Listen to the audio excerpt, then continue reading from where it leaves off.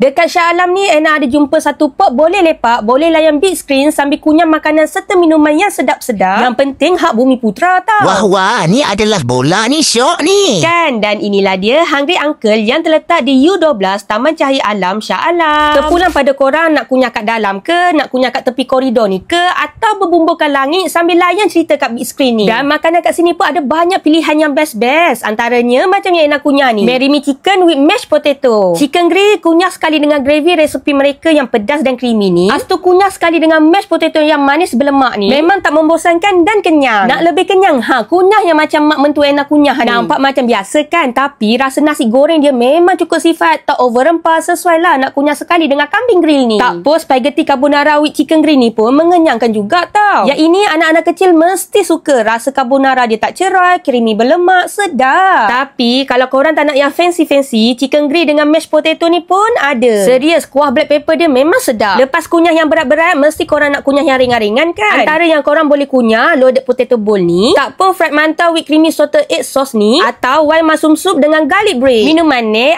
pilihan ni. Ada coffee series, ada matcha series, ada frappe series, dan air yang lebih refreshing pun ada. Memang syok lah orang Shah Alam. Lagi-lagi student yang belajar dekat Shah Alam tu. Tak tahu nak lepak mana lagi, mampir je sini. Memang marem weh.